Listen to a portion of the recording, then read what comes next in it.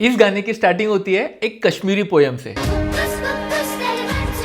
इस पोयम का बहुत डीप स्पिरिचुअल मीनिंग है, लेकिन इसको समझने से पहले ना हमको इस गाने की एक दूसरी लाइन को समझना पड़ेगा। मैं असल में तू हूँ, तेरी नकल नहीं। ये लाइन मुझे लगता है कि इस गाने की सबसे इंपॉर्टेंट लाइन है। अगर हम इस लाइन को समझ गए ना तो बाकी की चीजें अपने आप कनेक्ट होते चली जाएंगी। तो एकदम ध्यान से सुनना, बहुत इंटरेस्टिंग है ये। सूफी इश्क में ना हर आशिक चाहता है कि उसका उसके महबूब के साथ ऐसा मिलन हो जाए, वो एक दूसरे में इस कदर बस जाए कि जब उसके महबूब को देखो तो वो दिखे और उसको देखो तो उसका महबूब दिखे। वो जो गाना है ना, ये जैसा लैला मजनू की स्टोरी है वैसे हीर रांझा की स्टोरी के ऊपर गाना है। तो यहाँ पे हीर बोल रही है कि मैं रांझा रांझा करते करते, मतलब रांझा का नाम लेते लेते अब खुद रांझा बन चुकी हूं। और आगे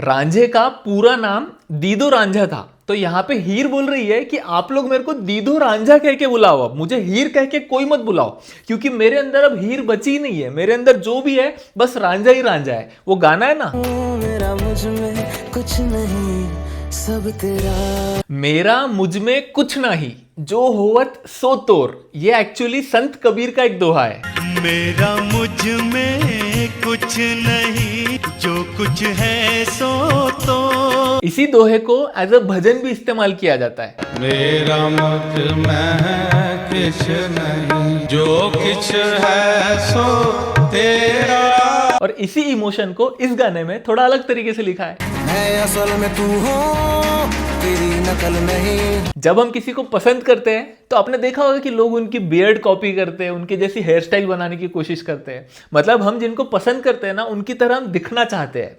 यहां पर बोला जा रहा है कि मैं बस ऊपर ऊपर से तेरी नकल नहीं कर रहा, तेरे जैसे दिखने की कोशिश नहीं कर रहा, मैं अंदर से तू बन चुका हूं। मेरे अंदर मैं कुछ बचा ही नहीं, अब सिर्फ तू ही बचता है। तो मैं तेरी नकल नहीं, मैं असल में तू हूं अब। तो सूफी इश्क ना दो तरीके के होते हैं। एक होता है इश्क हकीकी, जब आप रब से या अपने मुर्शिद से इश्क करते हो, और दूसरा होता है इश्क मजाजी, जब आप किसी ऑर्डिनरी इंसान से इश्क करते हो। जैसे कि लैला मजनू का इश्क इश्क मजाजी था। आप इश्क कोई भी करो, इन दोनों के पीछे के कॉन्सेप्ट ना सेम है। हर आशिक को सेम स्टेजेस से गुजरना पड़ता है। जैसे इश्क हकीकी में हम रब को हर जगह ढूंढते हैं, लेकिन अल्टीमेटली रब हमको अपने अंदर ही मिलता है। जिसको ढूंढे बाहर बाहर, वो बैठा है भीतर छुप के। हमारा रब, हमारा महबूब ना हमेशा हमारे अंदर ही होता है, लेकिन हर कोई उसको देख नहीं पाता, वो छुपा हुआ होता है। हमको उस मुकाम पे पहुंचना पड़ता है जहां हम अपनी अकल के पर्दे पीछे कर दे, तब हमको हमारा पिया, हमारा महबूब नजर आता है। अकल के पर्दे पीछे कर दे, बट के बट खोल दे, तो पिया मिलेंगे। अकल के पर्दे क्या होते हैं? अकल के पर्दे पीछे करने का मतलब क्या, इसको एकदम डिटेल में समझेंगे हम जब रांझना मूवी के इस गाने के ऊपर हम लोग एक फुल वीडियो बनाएंगे। अभी के लिए आप इतना समझ लो कि हमारी ये जो दुनियावी अकल है ना, जो हमने इस दुनिया में आके ली है, जो सच झूठ सही गलत के बीच में फंस गए हम, इस इल्यूजन, इस माया के बीच में, जब तक इस पर्दे को नहीं हटाएंगे तब तक हम हमारे पिया को नहीं देख पाएंगे। और मजनू ने इस मूवी में ये अकल के पर्दे हटा दिए, उसने अपने महबूब को अपने अंदर खोज लिया है। वो मूवी में सीन है ना, मेरी सांसों में, मुझ में, तुझ में, हर जगह बस एक ही नाम। और इसीलिए इस गाने में ये लाइन लिखी हुई है कि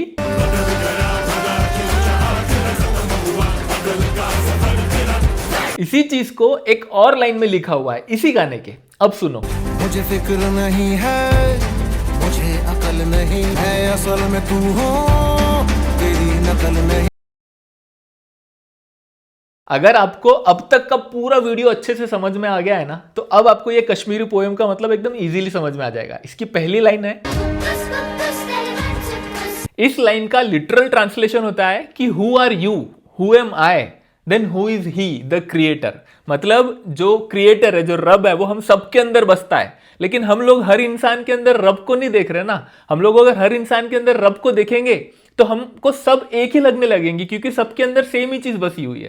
लेकिन हम हर इंसान को अलग अलग देख रहे हैं। मेरे लिए राहुल अलग है, राज अलग है, प्रिया अलग है। हम सबकी अलग अलग आइडेंटिटीज को देख रहे हैं। जिस दिन हम ये अलग अलग आइडेंटिटीज को देखना खत्म कर देंगे, जब हमारा दिमाग, हमारा माइंड उस लेवल पे पहुंच जाएगा, उस दिन हमको हर जगह सिर्फ रब दिखेगा। इसलिए लिखा है कि who are you, who am I. हम लोग कुछ नहीं, ये सब इल्यूजन है, सिर्फ वही है द क्रिएटर। अगर तू और मैं अलग अलग एग्जिस्ट करते हैं ना, देन वो कुछ नहीं है। Who is the creator then? मोह मतलब वो जो हिंदी वाला हमारा वर्ड है ना, मोह, मोह माया वाला, वही। तो इसका मतलब है कि मैं हर रोज अपने आप को इस इल्यूजनरी वर्ल्ड में, इस वर्ल्डली डिजायर्स में फंसा के रखता हूं। मैं इस मोह माया में अटका हुआ हूं। और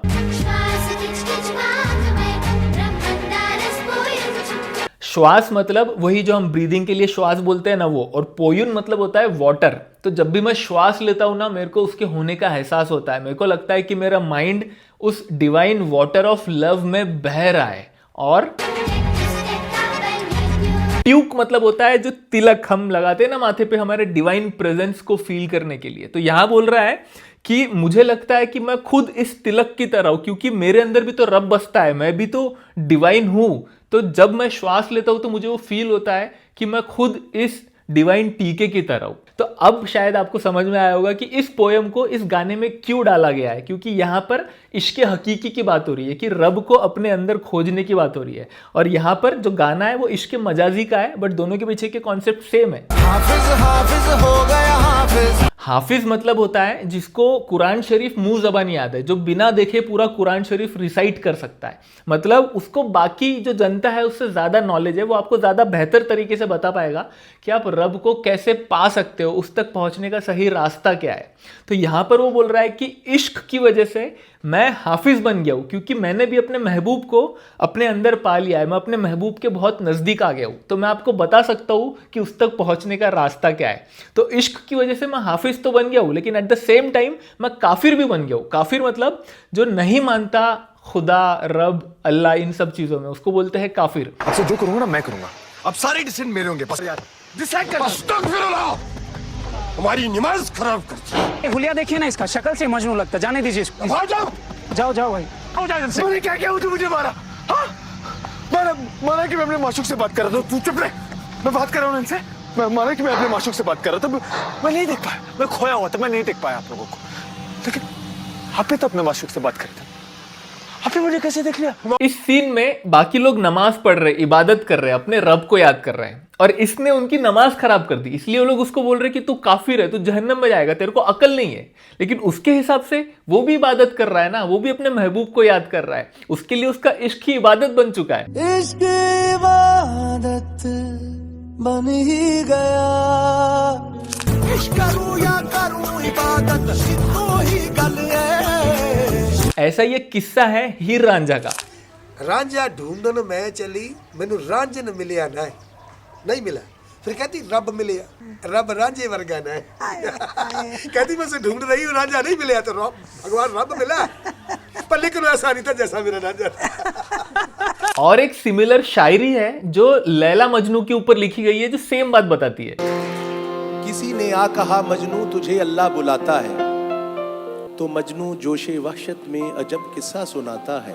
अरे नादां भला ये कैस खुदा के पास क्यों जाए, खुदा को गर जरूरत है तो लैला बन के आ जाए।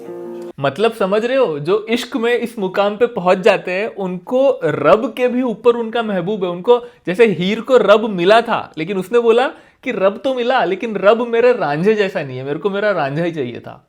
यहाँ पे मजनू बोल रहा है कि भले ही मुझे अल्लाह बुला रहा है, लेकिन मैं क्यों जाऊँ अल्लाह के पास? अगर उसको जरूरत है तो वो लैला बन के मेरे पास है, क्योंकि मैं तो बस लैला से मिलूंगा, मेरे को रब से नहीं मिलना है। तो अगर कोई इंसान रब को भी नहीं मान रहा, सिर्फ अपने महबूब को मान रहा, तो बाहर की दुनिया उसको काफिर तो बोलेगी ना। और इसीलिए इस गाने में लिखा हुआ है कि एक तरफ तो इश्क में मैं हाफिज हो गया हूँ, मैं अपने महबूब के ज्यादा नजदीक पहुंच गया हूँ, लेकिन साथ ही साथ मैं काफिर भी बन गया हूँ। अब जो बाकी के गाने की लाइंस है ना, आप उसको इस तरीके से सुनना कि एक इंसान इश्क में इस लेवल पे पहुंच चुका है कि उसको हर जगह बस अपने महबूब नजर आ रहा है। वो हवा में देखकर बात कर रहा है, वो फूल पत्तियों से बात कर रहा है। लेकिन बाहर की दुनिया के लिए तो ये पागलपन है, लोग उसको पत्थर मारेंगे, पागल पागल चिढ़ाएंगे। तो ऐसे इंसान को अगर आप उसका हालचाल पूछोगे या उसको एडवाइस दोगे कि भाई तू ये मत कर, तू ये कर, तो आप उसको किस तरीके से पूछोगे? वही इस लाइंस में लिखा हुआ है। यहां बोल रहे हैं कि तू जिस मुकाम पे पहुंच चुका है ना, जिस आशिकी के मुकाम पे, वहां बहुत कम लोग पहुंचते हैं। तो जो तेरी जर्नी है ना, वो बहुत लोनली रहेगी। तेरे रास्ते पे ज्यादा चलने वाले लोग हैं ही नहीं। बाकी की सब दुनिया तो एक ऑर्डिनरी जिंदगी जी रही है, वो तेरे को समझ नहीं पाएगी। तू थोड़ा सा संभल के चल, क्योंकि तेरा रास्ता सुनसान है।